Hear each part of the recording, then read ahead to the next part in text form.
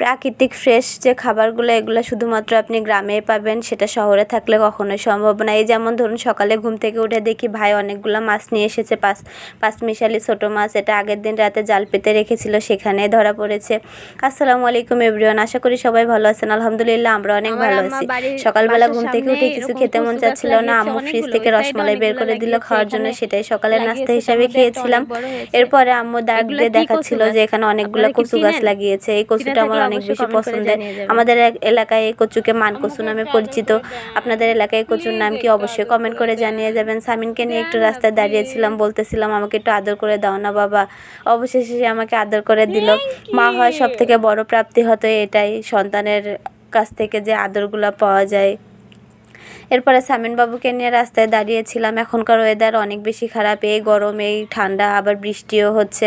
দুপুর টাইমে অনেক বেশি গরম ছিল বাসার মধ্যে, এই জন্য বাইরে এসে ওকে নিয়ে একটু দাঁড়িয়েছিলাম। এর মধ্যে আম্মু এসে বলল ভাবিরা নাকি পিকনিক করবে, সেখানে আমাকে ডাকতেছে পিকনিকে অংশগ্রহণ করার জন্য। অবশ্য আগের দিন রাতে আমাকে বলেছিল পিকনিকের কথা, কিন্তু আমি কোনো কারণবশত ভুলে গিয়েছিলাম।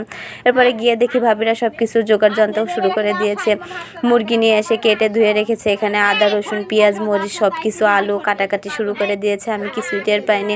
অবশেষে আমিও চলে আসলাম। আমাকে সবাই বলতেছিল তুমি কেন এত দেরি করে আসছো। এখানে কিন্তু অনেক মানুষের আয়োজন করা হয়েছিল, প্রায় 17 থেকে 18 জন মানুষের। তো আমাকে সবাই বলতেছিল দেখে আমিও একটু বসলাম। অবশ্য সব কাজ শেষ হয়ে গিয়েছিল, এমনি একটা আলু হাতে নিয়ে একটু কাজের অজুহাত দেখালাম।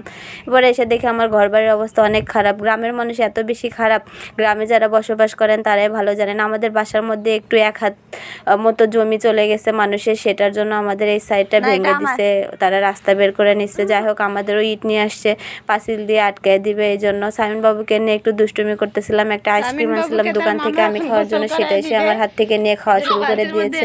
তারপরে দুপুরবেলা ওর গোসলের টাইম হয়ে যায়, ওর মামা ওকে গোসল করে দেয়। মায়ের বাড়িতে এসে অনেকগুলা সুযোগ সুবিধা পেয়েছি, তার মধ্যে একটা হচ্ছে যে সামিন বাবুকে খাওয়ানো গোসল করানো, এগুলো কিছুই আমার করতে হয় না। আমার ভাই এবং আমার মা মিলে সবগুলো করে দেয়। ঢাকাতে থাকলে সেটা হয় না, আমারই সব কিছু করতে হয়। তো সামিন বাবুকে গোসল করে দিয়ে ওর মামা ওর কাপড় ধুয়ে দিচ্ছিল। ওকে বলতেছিলাম তুই হাত দিয়ে কাপড়টা মাখ সাবান দিয়ে। ও বলতেছে এভাবে না মেখে যদি এভাবে ঝাঁকি দিয়ে মাখা হয় তাহলে নাকি বেশি পরিষ্কার হয়। যাই হোক যেটা বলেছে ওটাই মেনে নিলাম, যেহেতু ও কষ্ট করে সব কিছু করে দিতেছে আমাকে। এরপরে এখানে চাস্তো ভাইরা মাছ ধরতেছিল, পুকুর থেকে অনেক বড় একটা মাছ পেয়েছিল, তেলাপিয়া মাছ। সেটাই দেখতেছিলাম, সামিন বাবুকে নিয়ে যে দেখাচ্ছিলাম দেখো কেমনে মাছ ধরে। তো অনেক বেশি মজা পেয়েছে মাছ ধরা দেখে। এখন সব বাচ্চারা এরকম মাছ ধরতেছে। আমাদের বাসার সামনে একটা পুকুর আছে, সেখান থেকে। তো অবশেষে পিকনিকে রান্না বাড়া শেষ, গিয়ে দেখি ভাত মাংস সব কিছু হয়ে গেছে। ডিম কালারটা দেখেন মাশাআল্লাহ কত সুন্দর হয়েছে। ভাবি রান্না করেছিল, আমার একটা ভাবি আছে, ওই ভাবির হাতের রান্না অনেক বেশি মজার হয়। পিকনিকের সব রান্নার আয়োজন উনিই করে, আমরা শুধু কেটে বেছে গুছিয়ে দিলে। এরপরে রান্নাবাড়া প্রায় সব শেষ, আমরা এখন ভাগাভাগি করতে বসে গিয়েছি। গ্রামে পিকনিকের একটা মজা যারা করেন তারা অবশ্যই জানবেন যে সব রান্নাবাড়া শেষ হলে একটা বড় জায়গায় সবাই প্লেট বাটি গামলা নিয়ে বসে যায়। তো রান্নাগুলো অনেক বেশি মজা হয়েছিল। রাত্রেবেলা বাসায় নিয়ে এসে খাওয়া দাওয়া শুরু করে দিয়েছিলাম। ডিম ভুনা ছিল, আলুর ঘাটি ছিল, মুরগির মাংস ছিল।